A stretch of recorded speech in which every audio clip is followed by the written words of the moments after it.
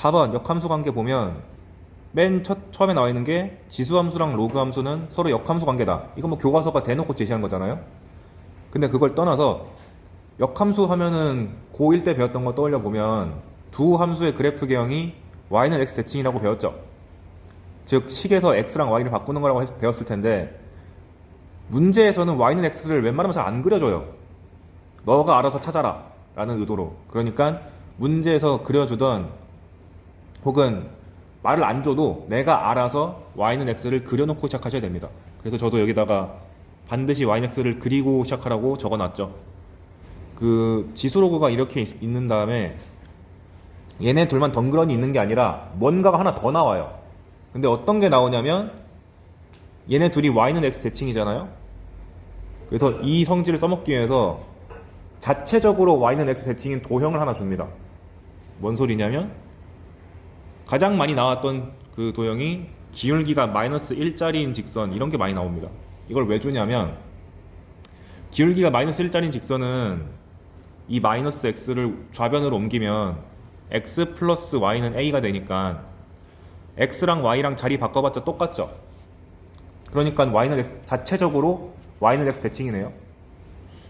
그러면 밑에 첫 번째 그림 보면 여기 지수함수가 있고 여기 로그함수가 있을 때 기울기가 마이너스 1짜리인 직선 이렇게 싹 그리면 교점이 두 개 나올 텐데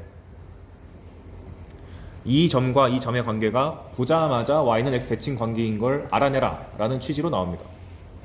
그래서 a가 p, q면 b는 바로 q, p다 이렇게 쓸 줄 알아야 된다. 그 이유는 뭐냐면 a의 x제곱을 y는 x 대칭 이동시키면 로그 ax인 거고 y는 마이너스 x 플러스 k를 y는 x 대칭시키면 자기 자신이 되는 거죠. 그럼 여기 a라는 교점이 지수랑 직선의 교점이었는데 곡선을 동시에 대칭 이동시켰잖아. 그럼 당연히 교점도 이 선에 대해서 대칭 이동 돼가지고 갈 수밖에 없는 거 아니야? 그러니까 앞으로 역함수 관계인 곡선이 등장하고 자체적으로 y는 x 대칭인 도형이 등장했을 때 교점이 보이면 무조건 이 둘의 관계는 y는 x 대칭이구나 라고 잡아놓고 시작하시는 게 좋다.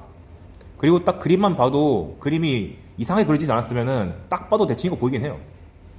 그래서 대표 사례가 가장 만만한 게 직선이기 때문에 얘가 출제 빈도가 압도적으로 높았고요.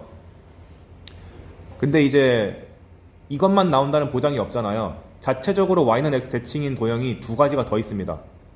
사설에서는 종종 나오는 건데 우리가 고1 때 배웠던 유리함수가 자체적으로 y는 x 대칭이에요. 왜냐하면 y는 x분의 k 같은 거 생각해 보시면 x가 위로 올라갔을 때 x 곱하기 y는 k라고 식을 바꿨을 수 있으니까 얘도 마찬가지로 x랑 y랑 자리 바꿔봤자 똑같잖아. x, y나 y는 x가 똑같은 거니까. 그래서 유리함수가 등장하더라도 이렇게 교점이 두 개 튀어나올 텐데 보자마자 둘은 y는 x 대칭이니까 내가 a란 점을 잡아내면 자동으로 b도 나온다. 그리고 EBS가 보통 좋아했던 게 뭐냐? 원. 그것도 중심이 y는 x 위에 있는 원을 좋아했습니다. 여기 보시면 제가 중심이 a,a인 원 가져왔죠. 그럼 이 원도 여기 a,a가 중심이니까 이 원이 y는 x 대칭이잖아요. 그래서 원과 이렇게 지수로그가 만나는 점들이 대칭적이 된다. 이렇게. 그래서 이제 이 두 점의 관계를 맨날 뭐 기울기를 비교하든 간에 거리를 비교하든 간에 뭔가 계속 비교하라고 합니다.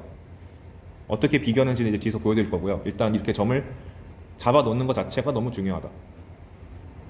그런데 y는 x 대칭인 도형이 이렇게 다양한데 왜 하필 직선이 제일 많이 나왔을까? 첫 번째 이유, 일단 직선이 제일 간단하고 고1 때까지 쭉 배웠던 도형이라서. 두 번째 이유는 어제 배웠던 요 개념이랑 섞기가 좋아서 기울기와 평행이동이 너무 관계가 깊다 보니까 이 개념과 이 개념을 섞어서 내기가 너무 좋아요. 어떻게 하냐면 예를 들면 이런 거죠. 지수랑 로그가 있고 기울기가 마이너스 1짜리인 직선이 만나는 게 a랑 b인데 여기 a랑 b 사이 거리를 줘가지고 2루트 2 뭐 이런 식으로 줘가지고 A랑 B의 관계를 하나 더 만드는 이런 식의 작업을 할 수가 있습니다.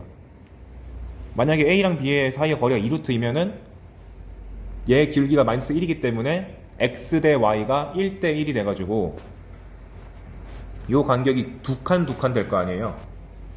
그러니까 A랑 B의 관계가 Y는 X 대칭인 것 뿐만 아니라 평행이동 관계까지 생겨버렸기 때문에 연립방정식을 풀기가 너무 좋아졌다. 그러다 보니까 얘가 압도적으로 많이 나올 수밖에 없는 거죠. 두 가지 개념을 다 물어볼 수 있는 가성비 좋은 개념이니까.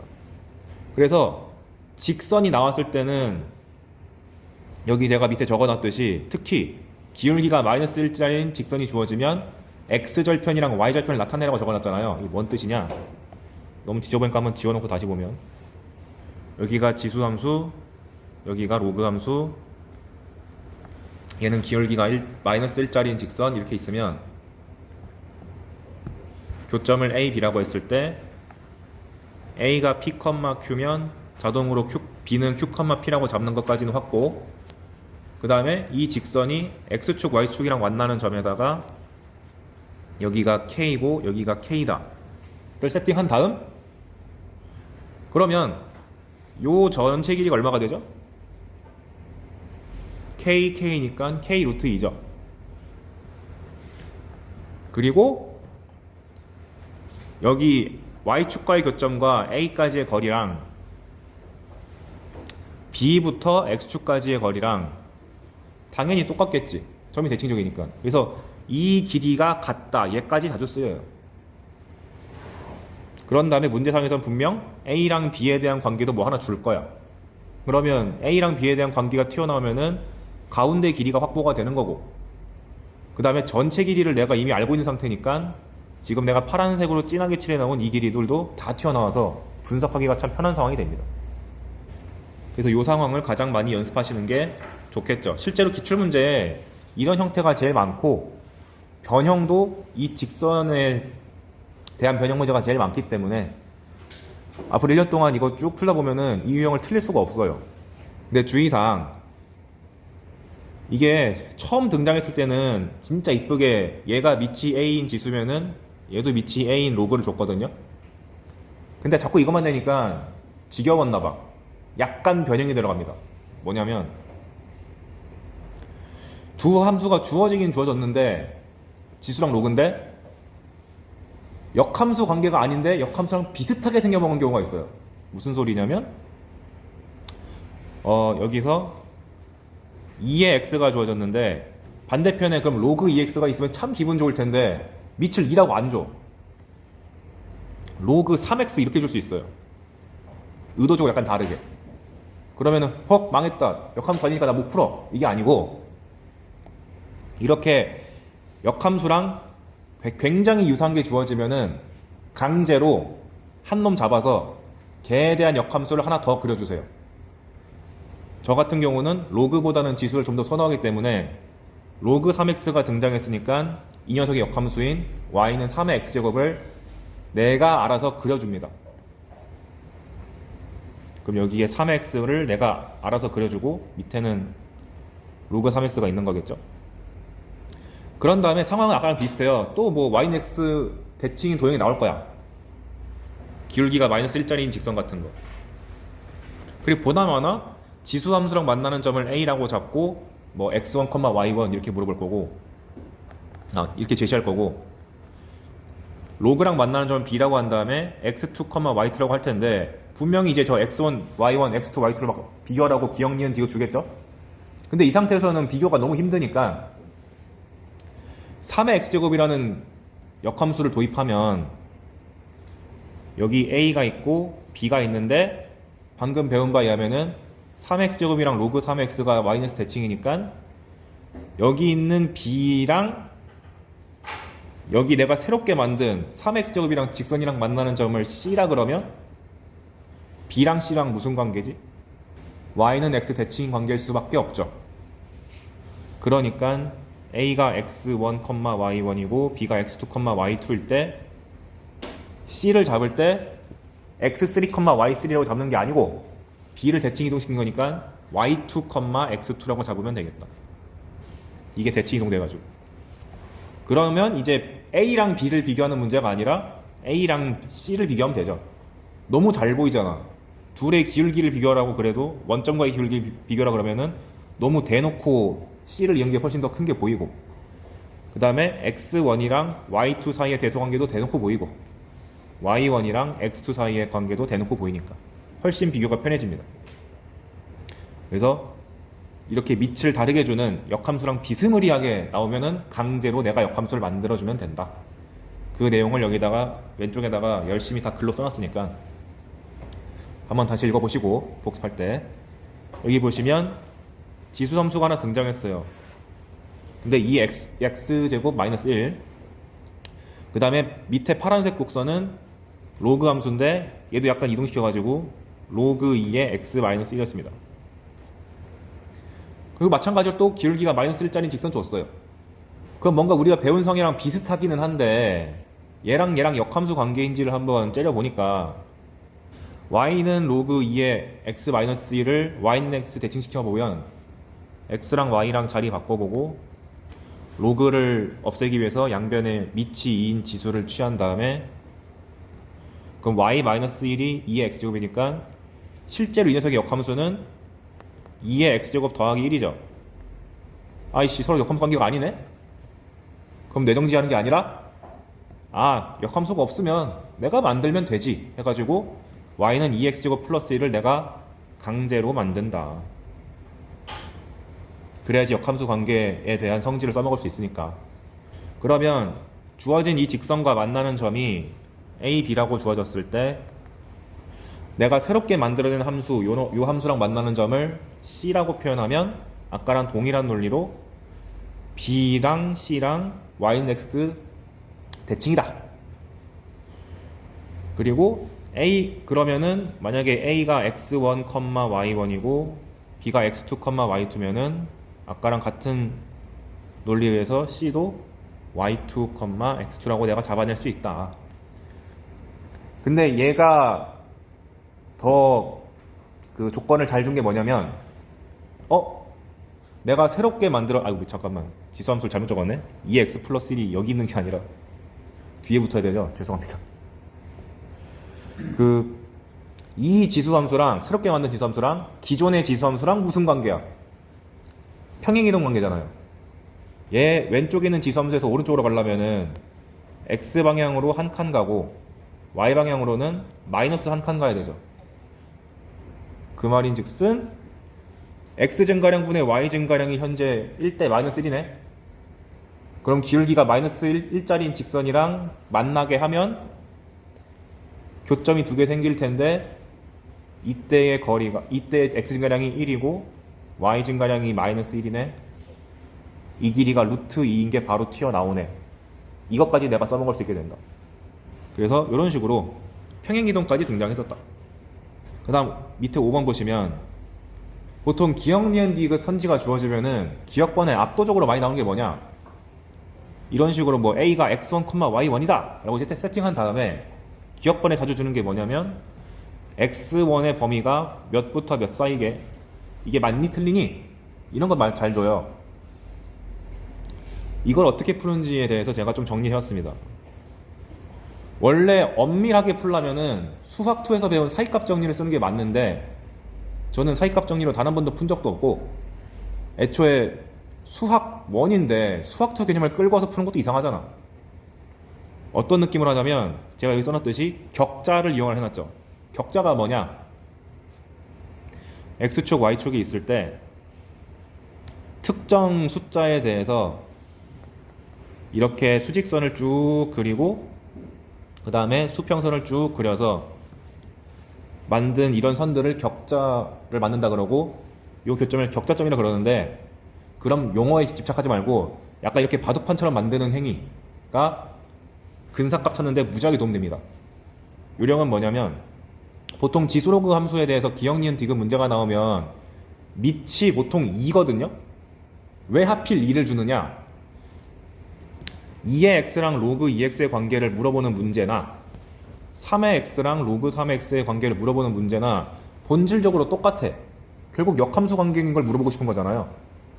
근데 이거 숫자를 밑이 2인 거를 3으로 키우기만 해도 그래프의 가파라지는 정도가 미친듯이 커져요. 그러니까 그래프 개형이 별로 이쁘게 나오지도 않고 EX 정도만 해도 충분히 학생들한테 이 내용을 물어보기엔 충분하기 때문에 항상 2가 잘 나오거든요. 그러니까 난 오히려 그걸 노리고 그 밑이 2인 숫자에 대해서 격자를 잔뜩 만들어 놓으면 좀 편합니다. 예를 들면 1, 2분의 1, 2, 4분의 1, 4 이런 것들. 근데 보통 대부분의 문제는 저는 이제 EX랑 로그 EX가 나왔는데 선지에 그 근삭감 물어보는 문제가 나오면 일단 격자를 2분의 1이랑 1이랑 2는 기본으로 깔고 들어가요. 그러면 그래프 개형 그릴 때도 좀 이쁘게 그릴 수 있고 교점의 위치를 조금 더 정확하게 볼 수 있습니다. 어떤 느낌인지 보면 실제 기출에 나왔던 선지를 쫙 뜯어온 건데 지수함수 fx는 2분의 1 x제곱과 y는 xy의 교점의 x좌표가 a다. 그랬을 때 a가 2분의 1과 1 사이냐? 라고 물어봤어. 답은 yes인데 왜 그런 거냐? 여긴 답이 다 나와 있으니까 어떤 방식으로 그리는 거냐면 밑이 2랑 관련되어 있는 숫자면 보자마자 2분의 1, 1, 2까지 써준다. 수직선만 쓰는 게 아니라 수평선도 그려주자. 그러면 y는 x가 좀 더 정확하게 그려지겠죠? 왜냐면 2분의 1, 2분의 1, 1, 1, 2,1을 내가 다 지금 찍어 놓을 수 있으니까 y는 x의 정확도가 훨씬 높아지고 그 다음에 2분의 1 x제곱을 그릴 때 고정점이 0,1이죠. 찍어줘. 그 다음에 1,2분의 1 지나죠? 적어줘. 그 다음에 2,4분의 1 지나니까 이렇게 적어준 다음 이 점을 찍어 놓은 거에 따라서 그래프를 그려주면 정확도가 올라가잖아요. 그래서 슥 그려줘. 그럼 끝났네. 교점이 여기 잡혔는데 거기 x좌표가 a래요. 그냥 나오잖아. 2분의 1과 1 사이에 있네. 끝. 대부분 이렇게 평가 문제는 다 이렇게 풀릴 수 있습니다. 간편하죠. 그래서 그 그리는 과정을 이쁘게 오른쪽에다가 이제 그래프 프로그램 이용해가지고 그려왔습니다. 근데 원래 의도는 뭐냐면 이제 수학적으로 푸는 건 이거 완전히 그림으로 푸는 거니까 약간 비석적인 것 같잖아요. 원래 엄밀한 풀이는 2분의 1 x제곱이랑 x라는 게 같다고 줘졌을 때 그 녀석의 근이 a인데 a가 구간 2분의 1,1 사이에 있니? 이거 물어본 건데 전형적인 수투 문제 아니야? 사이값 정리 문제 풀 때 요령이 우변을 무조건 0으로 만들고 좌변에 있는 복잡한 함수를 내가 hx라고 잡았을 때 hx에다가 구간의 양끝값을 대입했을 때 부호가 다르면 중간에 0이 있을 수밖에 없다. 그게 사이값 정리잖아요. 그래서 h에다가 구간의 양끝점인 2분의 1 넣고 1 집어넣으면은 h 2분의 1이 아마 양수 나오고 h1이 음수가 나와서 2분의 1과 1 사이에서 2분의 1 때는 양수고 1일 때는 음수니까 당연히 가운데 0이 있을 수밖에 없지. 그 교점이 a겠지. 이런 식으로 푸는 게 원래 엄밀한 수학적 풀이. 근데 어느 세월 이렇게 하고 있냐고. 그냥 그림 한번 싹 그려주면 이쁘게 나오는데. 보통 그래서 이 풀이를 근데 왜 소개합니까? 교육청에서 우리 괴롭히려고 이 근의 범위가 진짜 괴상망측한 경우가 있거든요. 그때는 얘를 써서 푸는 게 훨씬 나을 때도 있기 때문에 모르면 안 되겠다 싶어가지고 소개는 해드리는 겁니다. 그래서 평소에 푸실 때 평가 문제 풀 때는 격자를 그리는 거를 더 뭐라고 하지? 많이 연습했으면 좋겠고 얘는 가끔씩만 복습해 주시면 좋겠습니다. 사이값 정리로 푸는 거. 게다가 격자를 그리면 좋은 게 지금은 제가 의도적으로 이 문제 하나만 알려주려고 간단한 거 갖고 왔는데 실제로는 여기에 지수랑 로그랑 이것저것 다 그려져요. 그럼 그들의 관계를 좀 편리하게 파악하려면은 격자를 찍어서 그래프 개형을 좀 정확하게 그릴 필요가 있거든. 그러니까 이 격자 그리는 걸 귀찮아하지 말자. 그래서 프리2 보면 그냥 그래프에 점 찍기 하고 끝내버렸네. 한번 다시 해볼까요? 이것도 기초에서 끌고 온 건데 이번엔 f가 밑이 2분의 1인 로그 함수다. 그럼 밑이 2분의 1이니까 또 격자를 신나게 2분의 1일 때도 찍고 1일 때도 찍고 2일 때도 찍고 그 다음에 기울기가 마이너스 1짜리면서 y절편이 2라는 직선이 나왔습니다. 교점이 A래요. 그랬을 때 그 교점의 x좌표가 4분의 1보다 크니? 라고 물어봤어. 그럼 여기는 문제가 4분의 1까지 물어봤으니까 오케이 나도 4분의 1까지 그려줄게 하고 격자를 좀 늘리면 돼요. 그러면 주어진 로그 함수를 그릴 때 4분의 1, 2분의 1, 1, 2일 때 점을 다 찍어주면 4분의 1,2를 지날 거고 2분의 1,1 지날 거고 1,0 지날 거고 2, 마이너스 1 지날 거고 그래서 점들에 따라 가지고 직선이래 곡선을 그리고 나서 직선 그리는 건 1도 아니니까 직선도 내가 지금 격자 만들어 놓은 거에 맞춰서 정확하게 딱 점을 찍어 가지고 이어주면 교점의 위치가 이렇게 잘 튀어나와서 노골적으로 A가 4분의 1과 2분의 1 사이 있다는 것이 그냥 보인다. 그래서 게임 끝. 아씨 부동어 방향이 틀렸네요.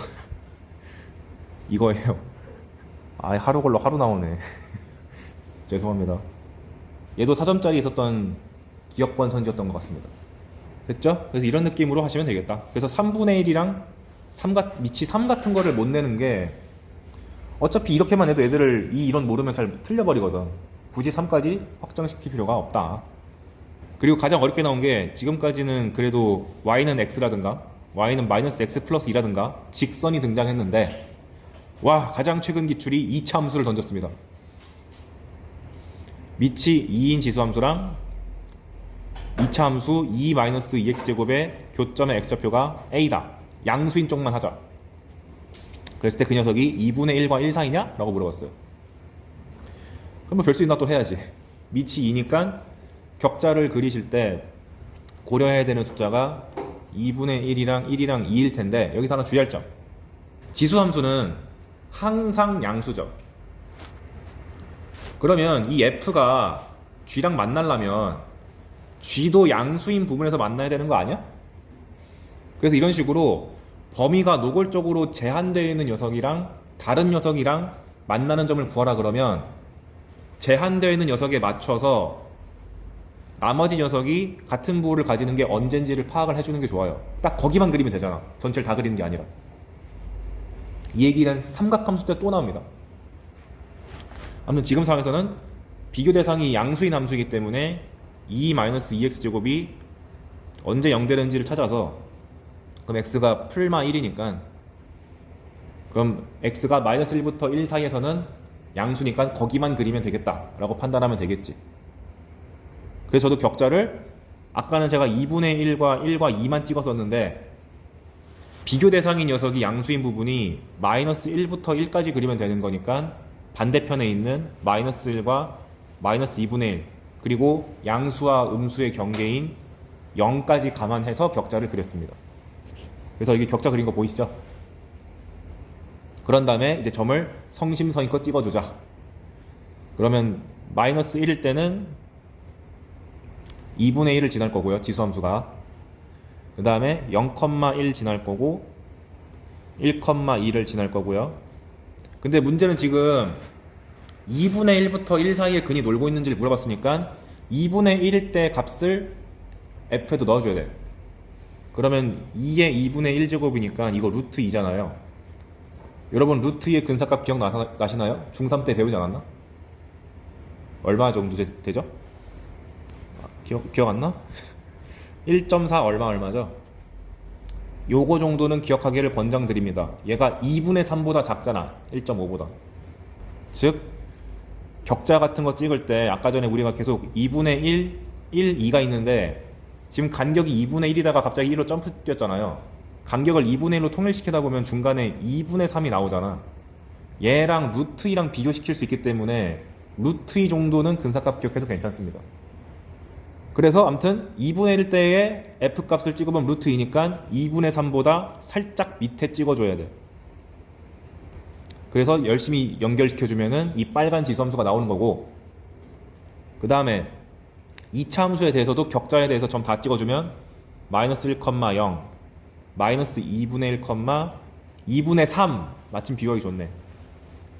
0,2, 2분의 1, 2분의 3, 그 다음에 1,0. 그럼 이제 이 그림을 확대시켜서 보면 두꺼운 점을 좀 치워서 보면 파란색 그래프는 하한가고 빨간색은 상한가니까 이 2분의 1이라는 것보다 오른쪽에서 만날 수밖에 없다는 게 그냥 느껴지잖아. 그림에서 보이니까. 따라서 저 교점의 x좌표가 a라 그랬으니까 a를 이렇게 쫙 내려보면 2분의 1과 1 사이에 있다는 게 그냥 자명하게 보인다. 함수가 좀 복잡하게 변경돼서 나오더라도 이 원칙이 변하지 않으니 잘 써먹으시길 바랍니다. 아 근데 루트 2 근사값을 그럼 혹시나 까먹었어. 어떻게 유도해야 돼요? 여러분 11의 제곱부터 19의 제곱까지 혹시 암기 당한 경험이 있나요? 저는 강제로 암기 당했었거든요.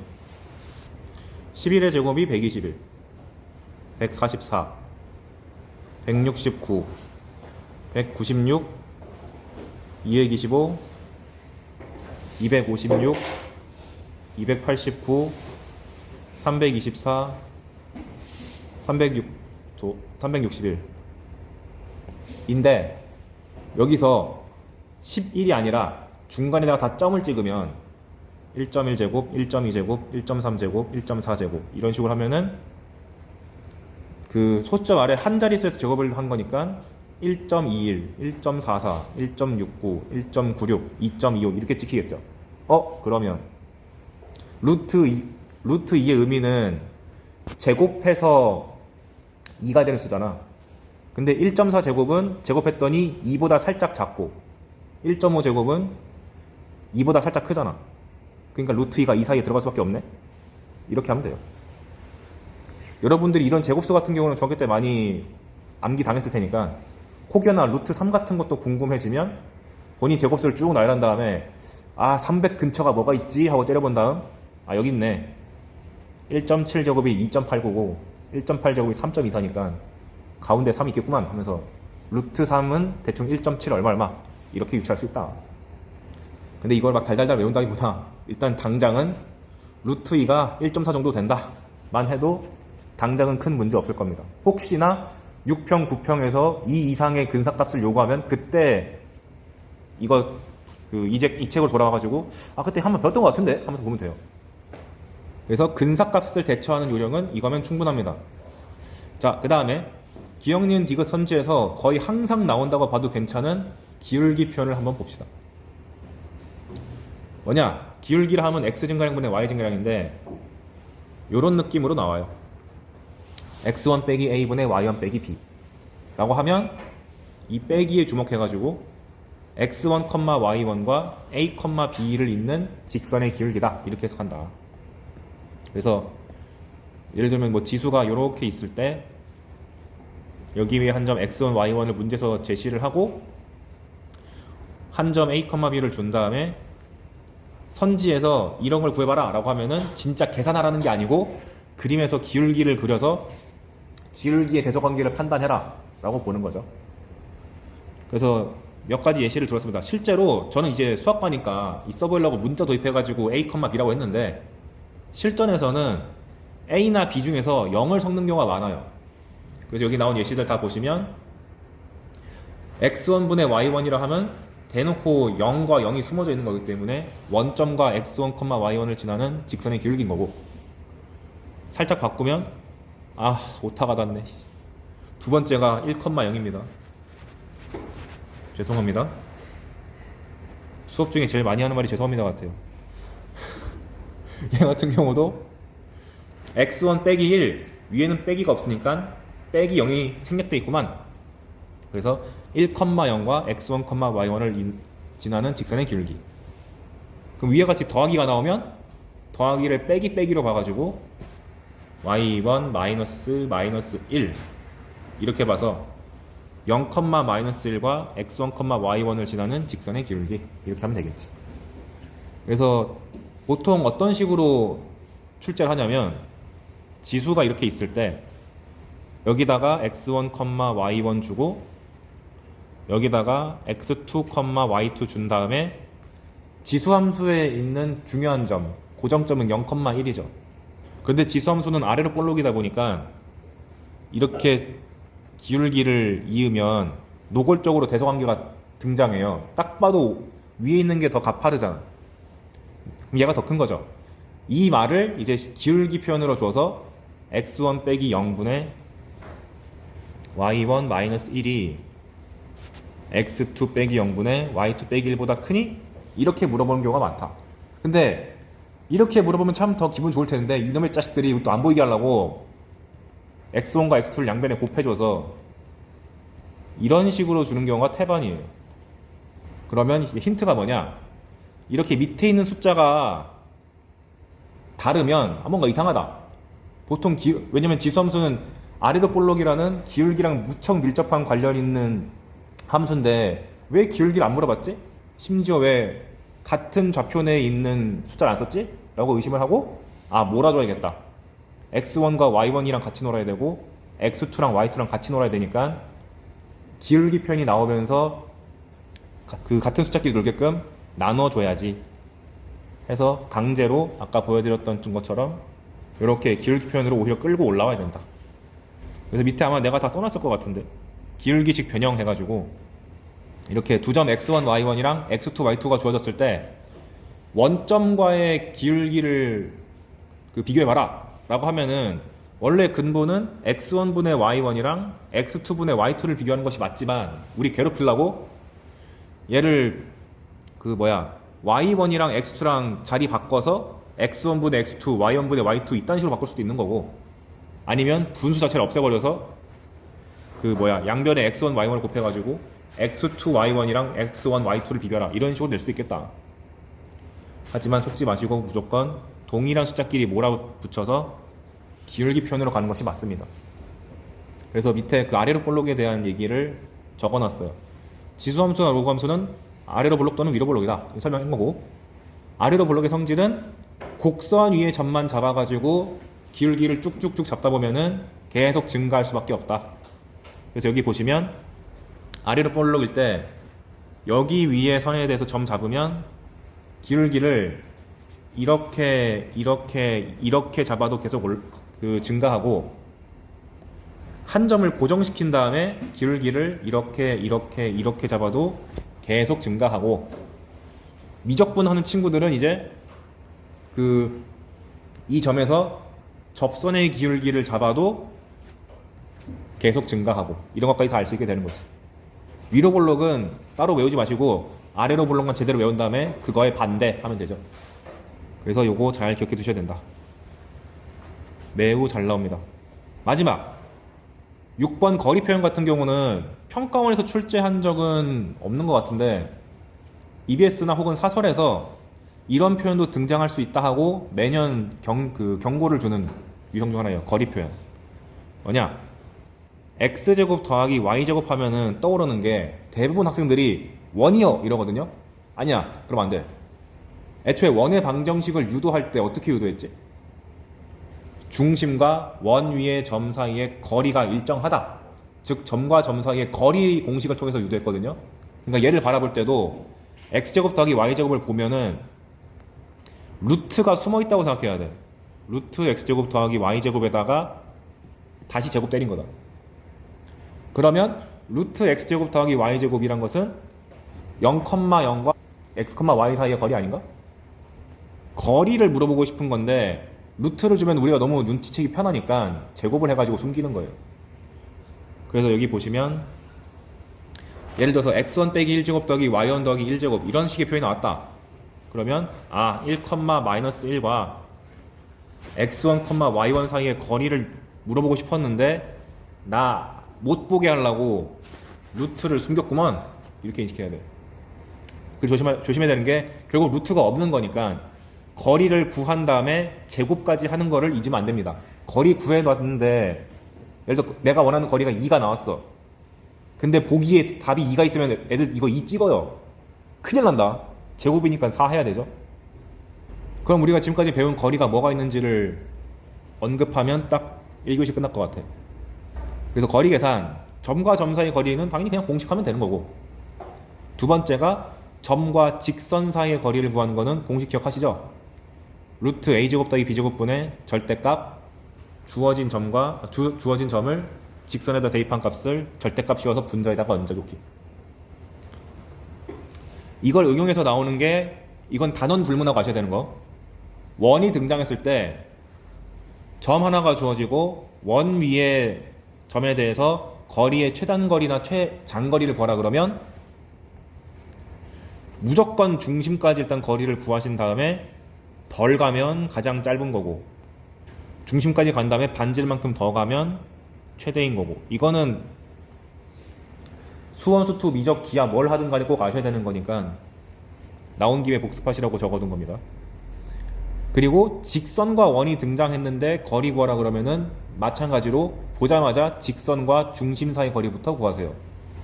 그런 다음에 반지름을 빼주면 가장 최단 거리가 되겠죠.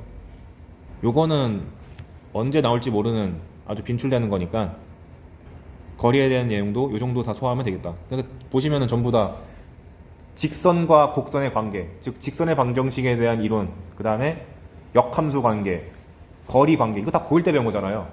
지수로그에 이런 게 엄청 많이 녹아 들어가 있으니까 제가 제시한 거 위주로 공부하시면 평가 문제 푸는 데는 아무 지장이 없을 겁니다. 그 이상 더 공부할 필요는 없는 것 같아요.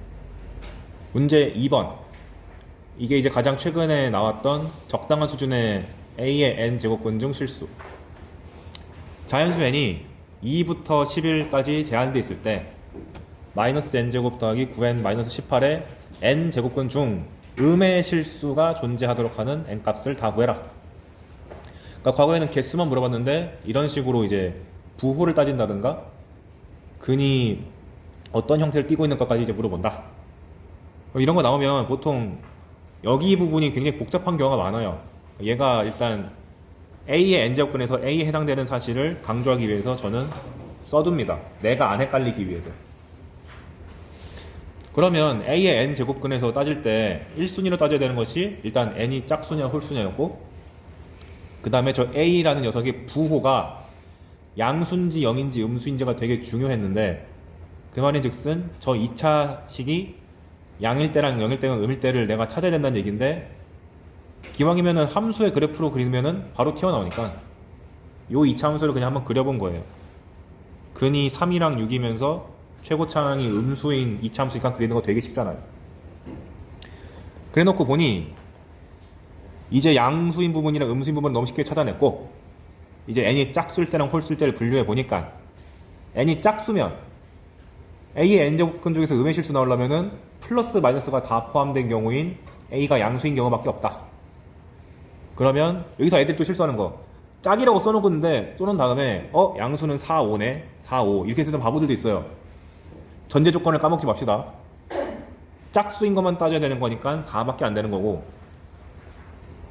그 다음에 n이 홀수면 a 값의 부호가 n제곱근의 부호랑 똑같은 거니까 홀수면 a 값이 음수가 나온 부분을 찾아야 되니까 어디야, 3보다 작거나 6보다 큰 쪽인데 n의 값의 범위가 2부터 11까지여서 7이랑 9랑 11밖에 안 된다. 그래서 얘를 다 더하면은 31. 근데 현장에서 이거 갑자기 안 떠올 수 있잖아요. 그런데 아까 계속 말했던 거지만 자연수 n의 개수가 2부터 11이면 10개밖에 안 되잖아. 도전해. 10개 간다 해가지고 2, 3, 4, 5, 18 넣는 거 나쁘지 않다. 정말 안 보이면. 그리고 평상시에도 풀 때도 아무리 봐도 대입해서 푸는 게 아닌 것처럼 보여도 일단 맞춰야겠다는 생각이 들면 대입하는 거 꼭 해보세요. 왜냐면 평상시에 다 대입해가면서 노가다 뛰는 걸 안 해본 사람이 당일날 갑자기 할 수 있는 게 쉽지 않아. 평상시에도, 그러니까 실전에서 문제 풀 때도 잘 안 되면 일단 대입해서 답은 내놓은 다음에 그래서 이렇게 푸는 거 아닐 텐데 하면서 고민해야겠지. 6번. 예. 이게 2010년도에 나온 문제인데 와우, 작년 수능에 비슷한 게 부활했습니다. 좀 더 어렵게. 그러니까 이렇게 12년의 세월을 거쳐서 나오는 경우도 있다. 아무튼 보면 m 값이 1부터 3 사이의 자연수고 n 값은 1부터 8까지의 자연수인데 n의 m제곱의 세제곱근이 자연수가 되도록 하는 순서상 m, n의 개수를 구해라. 근데 내가 누차 말하지만 루트는 좀 꼴리기 싫으니까 세제곱근 나오면은 3분의 1제곱으로 생각하셔서 이 식이 지금 n의 3분의 m제곱 이렇게 되겠죠. 그럼 우리 배웠던 내용이지. 지수 형태가 나왔는데 저게 자연수가 되려면 가장 먼저 하셔야 되는 게 요 n의 값이 거듭제곱인지 아닌지를 판단해라. 2, 3, 5, 6 같이 어떤 수의 제곱수가 아닌 것, 4, 9 같은 제곱수인 것, 1, 8, 27 같이 세제곱수인 것, 이런 식으로 분류해야 됩니다. 근데 그거 다 분류하면 너무 많으니까 평가원은 친절하게 어디부터 어디까지만 하라고 제한을 시켜줘요. 얘도 1부터 8까지밖에 없죠. 그럼 1부터 8 사이에서 4제곱수는 없고, 물론 1이 있긴 하지만, 근데 여기 보시면 세 제곱수만 해도 괜찮다는 판단이 드는 게 여기 분모가 3이잖아. 그러니까 세제곱수부터 떨어뜨려서 n이 세제곱수, 즉 n 값이 1이나 8이면 얘네들이 즉 어떤 대문자 n에 대한 세제곱꼴로 표현되는 거니까 거기다가 3분의 m제곱을 걸면 자연수 n의 m제곱이 되기 때문에 여기 얹혀져 있는 m 값이 자연수기만 하면은 무조건 자연수인 게 보장된다. 따라서 m 값이 1부터 3까지 했는데 다 된다. 즉 3개 라고 하면 되는 거. 근데 만약에 n 값이 세제곱수가 아니라면 여기 있는 3이라는 거를 소거시킬 방도가 없잖아요. 그러니까 3분의 m 그 자체가 자연수가 될 수밖에 없기 때문에 m이 3밖에 안 된다. 즉 2, 3, 4, 5, 6, 7은 m이 3밖에 안 돼. 따라서 위에서 1, 8 두 개에 대해서는 3개가 있었고, 즉 2 곱하기 3, 2, 3, 4, 5, 6, 7이면 6개에 대해서는 m 값이 하나밖에 안 나오니까 6 더하기 6 해가지고 12개가 된다. 그래서 이런 식의 유형도 최근에 또 부활했기 때문에 염두에 두셔야 된다. 그리고 7번이 아마 좀 어려웠을 것 같습니다. 이걸 보자마자 맞춘 친구는 정말 잘하는 거예요. 보통 가조건에서, 그러니까 가조건 해석하는 건 좀 어려워하더라고. 자, 한번 봅시다. 다음 조건을 만족시키는 최고 차항의 개수가 1인 2차 함수 fx가 존재하도록 하는 자연수 n의 값의 합을 다 구해라. 그럼 기본적으로 최고 차항의 개수가 1인 2차 함수라는 말 등장하면 식부터 쓰고 보세요. fx는 x제곱 더하기 px 더하기 q. 그런 다음에 가조건을 째려보니까 fx가 현재 방정식에 쓰이고 있죠. 그러면 2차식이 등장했는데 방정식에 투입되어 있으면은 무조건 실근의 개수가 몇 개인지 분류해놓고 생각하세요. 2개인지 한 중근인지 아예 없는지.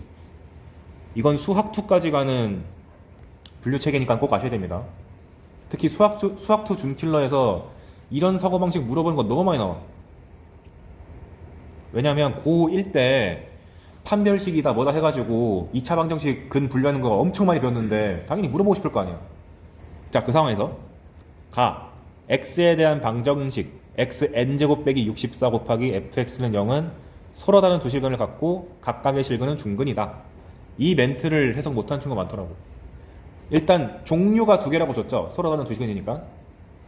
그럼 알파랑 베타라 그러고 각각의 실근이 중근이라 했는데 여러분 조심해야 되는 게 중근이면 앞에 숫자 2가 생략된 거예요. 딱 두 개 뜻하는 겁니다. 3개는 3중근, 4개는 4중근이라고 명시를 해줘야 돼. 그러니까 중근이라면 딱 2개다. 이거 의외로 모르는 친구 많더라고. 그래서 이 방정식의 근이 알파, 베타 이런 식으로 나와야 되는구나. 그 외에는 실근이 더 있으면 안 돼. 딱 4개. 그럼 이것만 보고 일단 할 수 있는 작업. xn제곱 빼기 64를 보고 우리는 뭘 떠올려야 됩니까?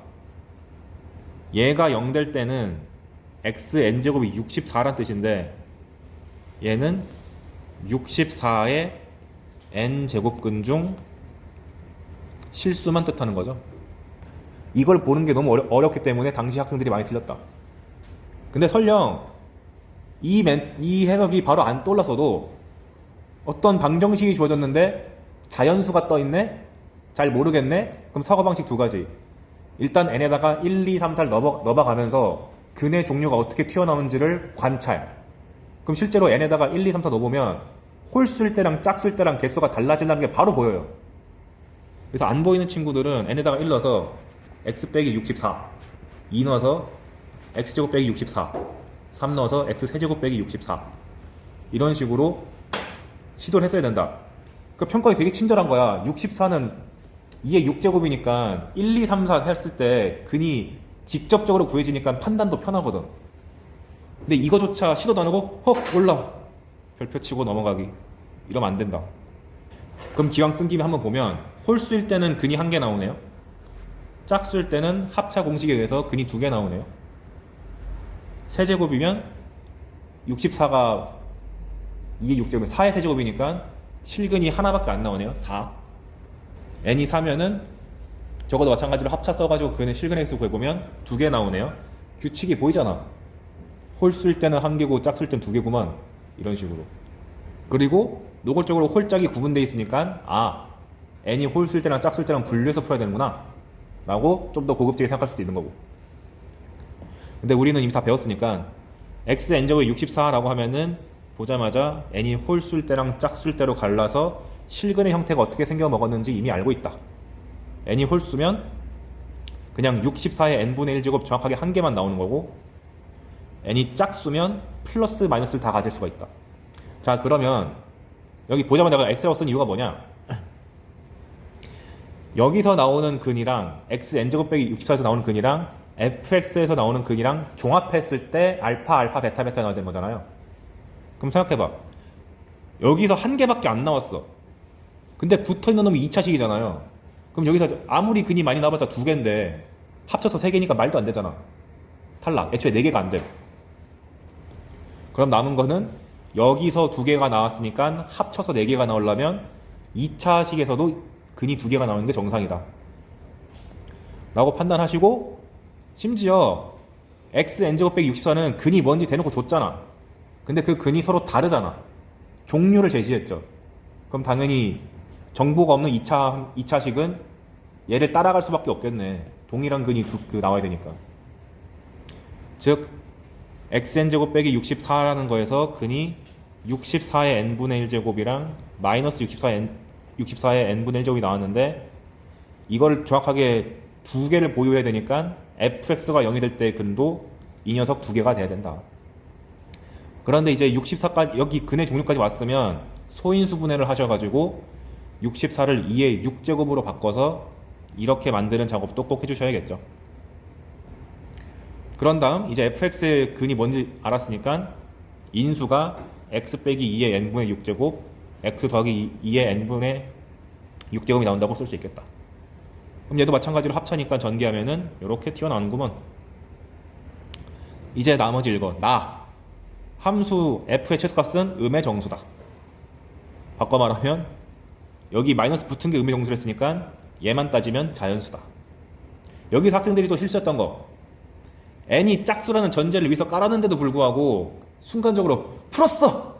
기뻐! 해가지고 그걸 잊어가지고 n분의 12가 2의 n분의 12가 자연수가 되니까 n이 12의 약수구나! 하고 다 구했어요. 그래서 틀린 친구가 꽤 많았습니다. 전제를 제발 까먹지 말자. n분의 12가 자연수 떠야 되니까 12의 약수 중에서 짝수만 끌고 오면 하이시리 2, 4, 6, 12가 됩니다. 다 더하면은 24. 그래서 이런 식으로 이 문제를 풀기 위해 도입된 사고방식 자체가 너무 중요해가지고 굉장히 잘 낸 문제니까 꼭 여러 번 복습해 주시길 간절히 바랍니다. 잘 냈어요 이거. 그리고 지금 제가 여기 보면은 왼쪽에 있는 문제 같은 경우는 쉬워가지고 내가 표현 안 했는데, 얘 보면은 내가 여기다가 번호 써놨죠.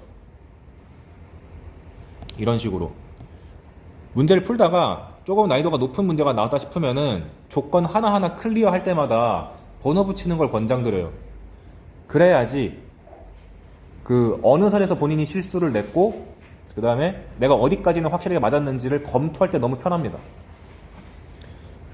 그래서 저는 최소한 어려운 문제 풀 때만큼은 저도 한 방에 맞추고 싶으니까 다 쓰고 시작해요. 그 쉬운 문제인 경우는 왼쪽에 제가 풀이 쓰는 것처럼 번호까지는 안 붙이더라도 최소한 줄 정도는 맞춰야지 계산해서 에러가 났을 때 빨리 대처가 가능하니까 순간이동하면서 풀지 말자. 여기 있다가 여기 있다가 이런 친구 너무 많아. 오케이. 그 다음에 로그 파트에서는 제가 8번 같이 풀자고 했었죠. A, B가 둘 다 1보다 크고 B가 더 큰 상황에서 로그 A, B 분의 3A 2 로그 B, A 분의 B 3분의 3A 플러스 B가 다 같을 때 로그 A, B의 값을 구하시오. 그러면 내가 지수 설명할 때 이런 식으로 등식이 주어지면은 무조건 다 어떤 수로 같다고 놓고 풀어야잖아요. 그 원칙이 지수가 아니더라도 항상 된다는 걸 보여주기 위해서 이 문제 갖고 왔습니다. 그러니까 이런 식으로 얘가 뭔지도 모르겠는데 구하라고 하면은 다 같다고 하면은 그거를 나타내는 미지수 하나를 잡으세요. 는 K 이런 식으로. 그리고 가능하다면 부호도 결정합시다. 현재 A랑 B가 전부 다 1보다 큰 수라고 했으니까 당연히 3분의 3A 플러스 B도 양수일 테니까 0보다 크다라고 잡아놓고 그 다음에 해야 되는 게 뭐냐면 이게 분수니까 보기 싫어. 곱하고 곱하고 곱해서 K에 대한 연립식을 잡을 수 있게끔 이렇게 세팅을 해준다. 그럼 딱 보이지 않나요? 위에는 3A고 두 번째는 B고 맨 마지막에 3A 더하기 B니까 둘을 어떻게 하고 싶어? 너무 더하고 싶잖아. 그럼 둘을 더한 게 밑에 녀석이랑 같으니까 여기는 의미 없는 식이고 여기서 K, K, K가 전부 다 공통인수니까 심지어 양수니까 약분시켜 버리고 로그 AB에 대한 방정식을 세울 수 있게 됐다. 실제로 문제가 요구하는 바도 로그 AB죠. 그런데 로그 AB랑 로그 BA랑 무슨 관계가 우리가 이미 알고 있지? 역수 관계인 거 알 수 있죠. 미치랑 진수 뒤바꾸면 역수잖아요. 그럼 얘 계속 이걸 끌고 가는 건 조금 내 손이 아프니까 치환. 로그 AB를 T호천하는데 치환할 때 항상 조심하셔야 되는 것이 범위. 근데 현재 A랑 B의 대소관계가 이렇게 잡혀있다 보니까 로그 AB는 1보다 크겠죠. 그래서 T가 1보다 크다 라고 전제를 깔고 이런 사소한 디테일도 항상 제발 써줘. 저 안 봐도 아는데요? 아 조용히 해. 100점 맞기 전에 그런 말 하지 마. 그러면 T 플러스 T분의 2는 3.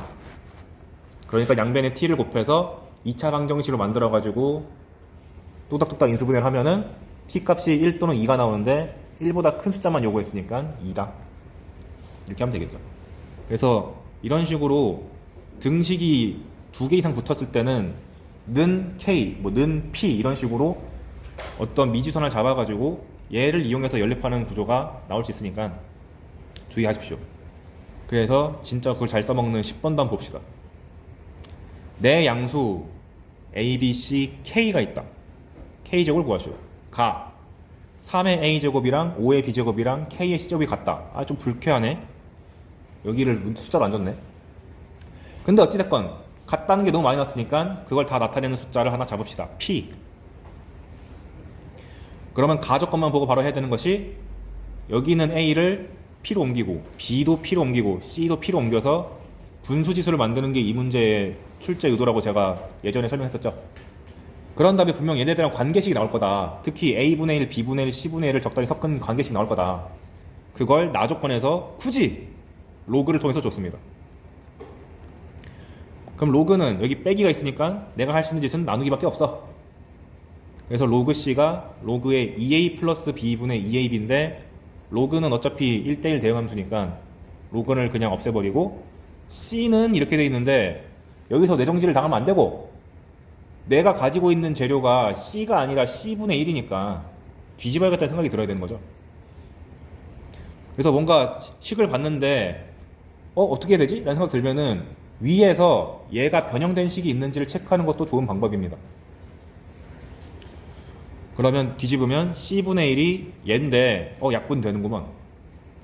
얘를 약분하면은 B분의 1 튀어나오고 2A분의 B 하면은 2A분의 1 나오니까 됐다. 우리가 익히 잘 보던 C분의 1, A분의 1, B분의 1의 관계가 나왔다. 따라서 가조건에서 구해놓은 요 식을 그대로 갖다 주면은 다 밑을 P라고 지수를 잡아주면은 P의 C분의 1이 P의 2A분의 1 플러스 B분의 1이 되고 그러면 P의 A분의 1의 루트 씌운 거랑 P의 B분의 1을 곱한 게 되니까 그게 얼마였지? 5랑 루트 3을 곱해서 5루트 3이 되는 거죠. 뭐 구하는 거야? K제곱 75. 12번 1보다 큰 세실수 ABC가 있는데 얘도 이퀄 2번 나왔네. 그러니까 아까 전에는 그게 2009년 문제였는데 와 또 10년이 거쳤네. 근데 셋 다 같다 그랬으니까 아까도 말씀드렸듯이 보자마자 는 K 양수. 그랬을 때 각각의 값을 다 더한 거를 구하래요. 그래서 일단 로그 AB를 K, 로그 BC를 2K, 로그 CA를 4K 잡았는데 이것도 우리가 평소에 기본서를 많이 공부했다면 알 수 있는 것이 AB, BC, CA잖아. 이거 봤을 때 우리 맨날 곱하기 했던 거 기억나시나요? 내신 때도 그랬고 내가 수업 때도 그랬고. 그러니까 얘네 셋을 싹 다 곱해주면 얘가 로그 A분의 로그 B가 되고 얘는 로그 B분의 로그 C, 로그 C분의 로그 A가 돼가지고 싹 다 약분돼서 1이기 때문에 얘랑 얘를 다 곱하면 8K 세제곱이 1이 돼가지고 K 값이 2분의 1이 나온다. 그러니까 너무 손쉽게 K 값 다 나왔으니까 끝낼 수 있다. 그러니까 여전히 3점이네. 2009년 걸 그대로 끌고 왔는데 난이도가 조금 낮아졌으니까. 그 다음 13번 이거 답을 200으로 찍어서 틀린 친구가 엄청 많습니다. 왜 200으로 찍냐면 F가 n이 홀수면은 밑을 3인 로그로 주고 n이 짝수면 밑을 2인 로그를 줬잖아요. 그런데 20 이하의 두 자연수 mn에 대해서 fmn은 fm 더하기 fn이래. 이거 전형적인 로그의 합은 진수의 곱이다로 가는 거잖아요. 그러니까 에이 당연히 밑이 똑같아야지 이게 성립하는 거 아니야? 해가지고 둘 다 짝수일 때 밑이 2로 통일돼가지고 이게 성립하고 mn이 홀수일 때 둘 다 홀수일 때 밑이 3으로 통일됐으니까 그때만 성립하겠지. 근데 20 이하의 두 자연수니까 홀수가 10개 짝수도 10개니까 10가지 해서 곱하기 100 그 다음에 짝수일 때 100까지 홀수일 때 100까지니까 합쳐서 200까지 4점 껌이구만 하고 본인이 껌이 되죠. 답을 200으로 낸 친구 진짜 많아요. 왜냐? 방금처럼 직관적으로만 생각했기 때문에. 아니 그런 문제면 이게 왜 4점을 달고 있겠어. 조심하셔야 돼요. 이런 거 나오면 겸손하게 그냥 mn을 지금 문제에서 대놓고 홀수 짝수를 구분해 줬으니까 경우수를 4가지를 다 잡아야 돼. 홀짝 짝홀 짝짝. 그래서 케이스를 저도 4가지를 잘라왔습니다. 4점이면 다 이유가 있는 거예요. 수능을 너무 만만하게 보지 말려. 그럼 일단 mn이 짝수면 이건 직관적으로 그냥 된다는 게 보일 것 같지만 mn이 짝수면 m 곱하기 n도 짝수기 때문에 전부 다 f가 밑이 2인 로그를 잡기 때문에 당연히 성립한다. 근데 아까 말씀드렸듯이 20 이하의 자연수에서는 홀수도 10개고 짝수도 10개씩 있는 거니까 m이 될 수 있는 후보가 10가지 n이 될 수 있는 후보도 10가지니까 여러분이 맞을 점수 100이 나오죠. 맞아줘라. 그 다음에 mn이 홀수인 경우도 너무 당연해. 둘 다 홀수면 곱해도 홀수니까 전부 다 밑이 3짜리인 로그를 갖고 와서 계산할 거기 때문에 마찬가지로 저 fmn은 fm 더하기 fn이라는 것이 자연스럽게 성립을 해가지고 홀수 10가지 해가지고 총 100가지가 나온다. 조심해야 할 거. 그럼 이제 둘이 짝홀이 다른 경우. 근데 사실 m이 짝이고 n이 홀인 경우랑 m이 홀이고 n이 짝인 경우랑 거의 똑같게 나오겠죠? 얘만 잘 파악하면 거의 끝난다. 그래서 보시면 m이 짝이고 n이 홀이면 곱하면 짝이죠? 그러면 일단 그냥 넣어봐. fmn은 로그 밑이 짝수니까 밑이 2인 로그가 와가지고 로그 2의 mn이 되고 전개하면은 이 곱을 풀어지면은 로그 2의 m 더하기 로그 2의 n. 그 다음에 그냥 fm 더하기 fn을 계산해 보시면 m이 짝이니까 fm은 밑이 2인 로그가 되고 그 다음에 n은 홀이니까 fn은 밑이 3인 로그가 된다. 둘이 같대. 그러면 로그 2의 m은 똑같으니까 소거시키고 얘랑 같은 거네요. 그러면 여러분 이 방정식을 어떻게 푸실 수 있죠? 방법 1. 쌤, 딱 보면 보이지 않나요? 1이요. 맞아요. 괜찮아. 근데 얘는 쉽잖아. 좀 복잡해지면 어떻게 풀면 될까? 이렇게 밑이 다른 경우는. 밑이 다른 거를 강제로 통일시키는 방법은 밑변환 공식을 써서 이렇게 통일시켜주면 되겠지. 그러면 로그 2의 n으로 묶어줘서 로그 2는 묶어주고 얘가 좌변으로 넘어갔다고 하면은 여기서 1 빠져나오고 우변에서 로그 2 3분의 1이 나와서 얘가 0이니까 이쪽이 0이 아니잖아. 그러니까 얘가 0일 수밖에 없다. 그러니까 n이 1이다. 원래 이렇게 푸는 게 논리적인 거죠. 근데 얘는 너무 쉽다 보니까 그냥 딱 봐도 1이네 이런 거고. 그럼 어찌됐건 n 값이 반드시 1이어야 된다까지는 오케이인데 그건 n만 그런 거고 m은 딱히 제한 조건 없잖아. 짝수만 되면 되잖아. 근데 짝수가 10개 있으니까 10가지. 그리고 m이 홀수인 경우랑 n이 짝수인 경우도 똑같은 논리 전개에 의해서 m 값이 1로 고정돼 있고 n 값은 짝수면 되면 되기 때문에 10가지. 그래서 도합 220이 나와야지 정상적으로 푼 것입니다. 그래서 이런 거 나왔을 때 너무 직관에 의존하지 말고 홀짝 나면은 홀홀 짝짝 홀짝짝 홀. 우리 고1 때 경우에서 배울 때 했던 그 사고방식을 그대로 갖고 오셔야 됩니다. 고등학교에서는 유독 짝홀 나오는 거 되게 좋아해요. 그리고 학생들이 가장 많이 어려워하는 게 식 정리하는 거 14번 27번 문제. 아마 이게 지금 이게 27번인 거는 교과 그 수능 개편 전이니까 저런 거고 아마 요즘 시대 나왔으면은 21번도 충분히 먹을 수 있는 문제입니다. 물론 쉬운 21번이겠지만 하지만 별거 없어. 볼게요. 로그 4의 2n제곱 빼기 2분의 1 로그 2의 루트 n의 값이 40 이하의 자연수가 된다. 그럼 이 자연수의 이름을 대문자 n이라고 일단 세팅을 하자. 그리고 여기 보면은 로그가 참 불편한 게 밑이 통일이 안 돼 있잖아요. 그래서 저는 어떻게 통일시키려고 했냐면 일단 로그 앞에 숫자가 있는 것도 기분 나쁘니까 얘를 한번 쏙 집어넣어 봤더니 기가 막히게 4가 나오네. 4로 통일하자. 그래서 얘를 로그 4의 2n제곱이라고 하고 루트 n 대신에 n의 2분의 1제곱을 해봤습니다. 그 다음 밑이 통일된 상태에서 로그를 빼고 있으니까 그냥 뭐 진수끼리 나누면 되지. 그래서 로그 4의 2 곱하기 n제곱에서 n의 2분의 1을 나눈 거니까 지수끼리 빼가지고 n의 2분의 3제곱이 된다.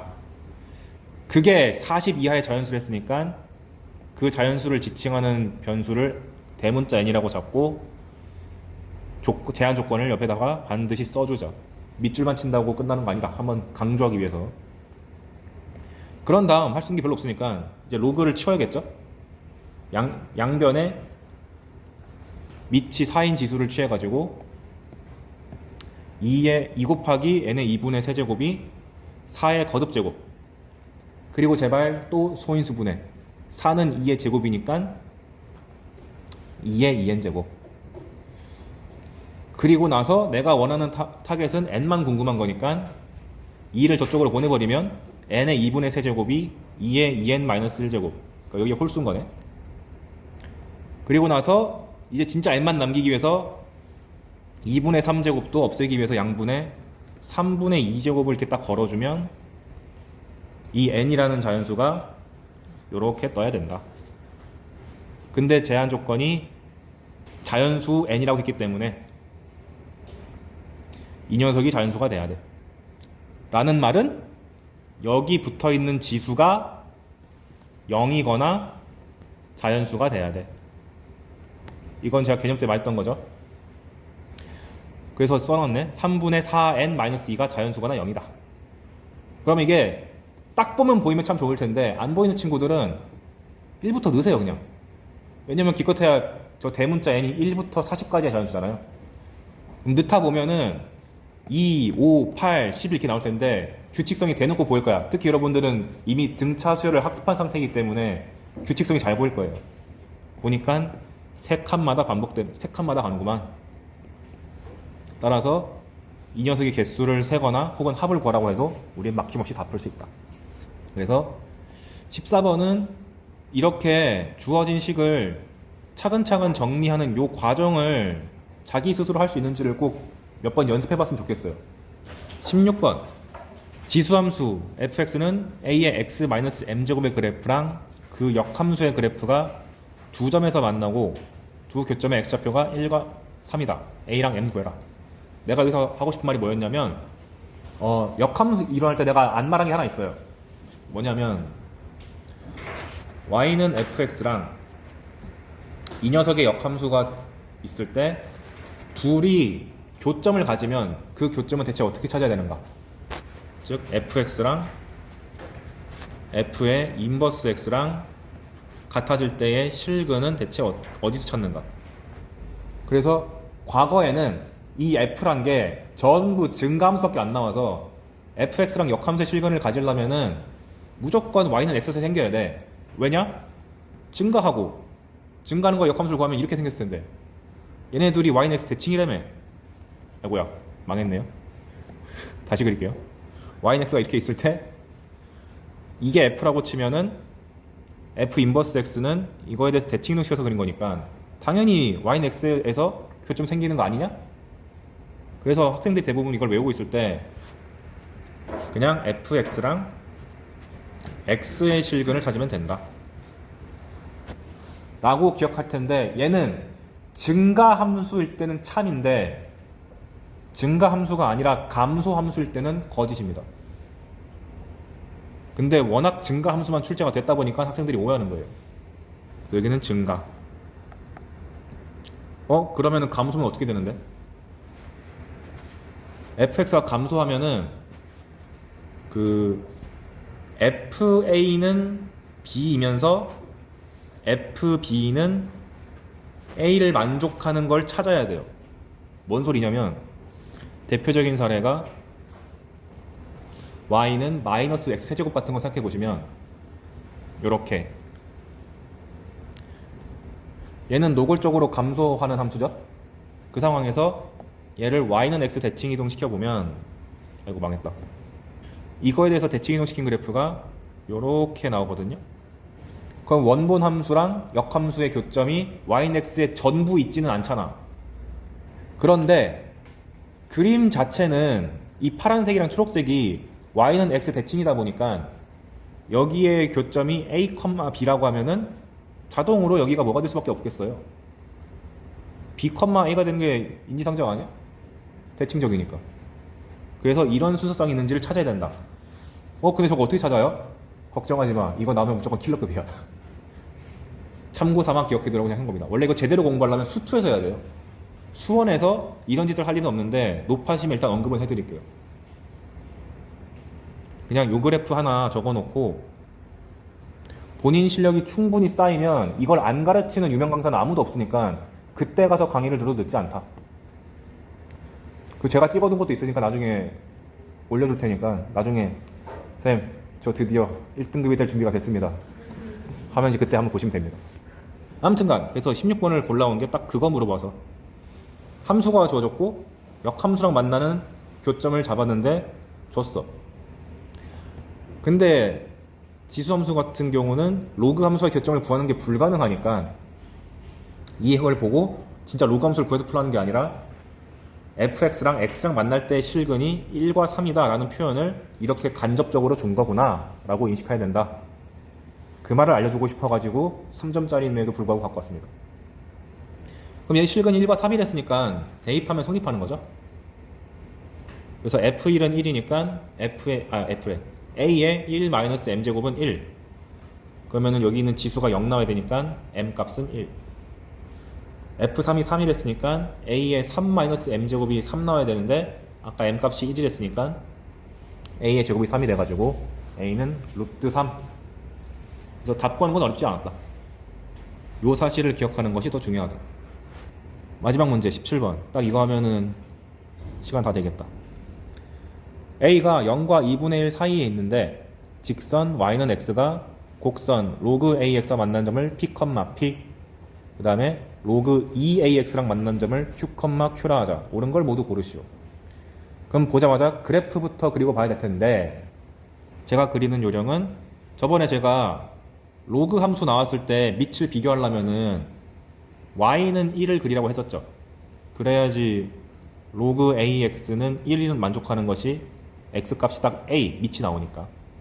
그래서 그린 순서가 저가 x축이랑 y축이랑 y는 x를 실컷 다 그려놓은 다음에 y는 1을 이렇게 그려놓은 다음 그 다음에 a랑 2a를 봤을 때 당연히 2a가 더 큰 거잖아. 그래서 그리고 2a조차도 아직 1보단 작죠. 그래서 0과 1 사이에 미리 A랑 2A를 찍어 놓고 나서 둘 다 확정적으로 지나는 점은 1,0 고정점 찍어 놓고 그 다음에 이어야지 어떤 게 로그 AX고 어떤 게 로그 2AX인지 본인이 안 헷갈린다.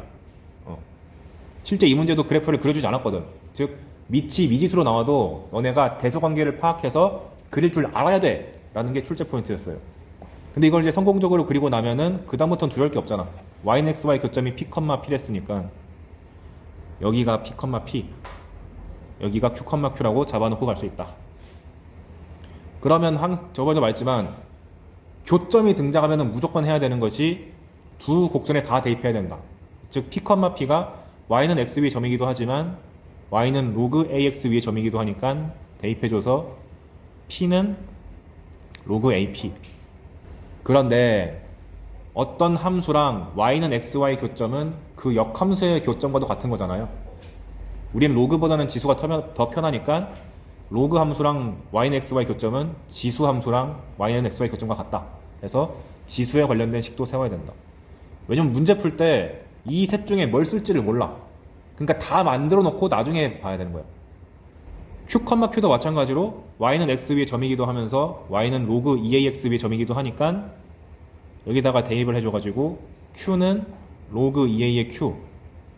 그런데 로그 위의 점이라는 얘기는 그 역함수인 지수함수 위의 점이기도 하다는 얘기니까 y는 x에서 만나서 밑이 2a인 지수함수에다가 q는 거랑 똑같다. 근데 또 이제 지수법칙을 배운 입장에서 근질근질하죠. 아씨 뭔가 곱하기가 돼 있잖아. 한번 쪼개볼까 해가지고 2의 q제곱 a의 q제곱. 그러니까 내가 아는 내용을 일단 잔뜩 늘어놓 놓고 기억 니은 디귿 째려보면은 많이 풀려 있어요. 그래서 한번 봅시다. 기억. p 값이 2분의 1이면 a 값은 4분의 1이냐? 한번 보지 뭐. p 값이 2분의 1이면 a의 2분의 1 제곱이 2분의 1이니까 a는 4분의 1 맞네. 자명. 수학과 특. 당연이라고 안 하고 자명이라 함. 수업 시간에도 그런 말 하시나요, 선생님들이? 죄송합니다. 수학과인 거 티냈네요. 아무튼간 그 다음에 p가 q보다 작니? 얘는 방정식으로 푸는 게 아니라 그냥 그림 보면 나오지. 아니 딱 봐도 p가 q보다 왼쪽에 있네. 자명. 그러니까 니은번은 아까 격자랑 비슷한 논리로 그래프를 그리면 그냥 바로 보이는 것. 디귿번 a의 p제곱 플러스 a의 p 플러스 q제곱은 2의 q제곱분의 pq다. 그러니까 얘는 뭐겠습니까? 교점 관계에서 나오는 이 방정식을 활용해서 저게 맞는지를 증명해봐라 이거죠. 좌변이 a의 p제곱 플러스 q제곱이고 우변이 2의 q제곱 pq인데 a의 p 플러스 q제곱은 a의 p제곱 곱하기 a의 q제곱이죠. 됐네. 그럼 위에서 a의 p제곱에 대한 관계식 있잖아. a p제곱은 간단히 쓰면 p다. 약분할 수 있다. 날라가라.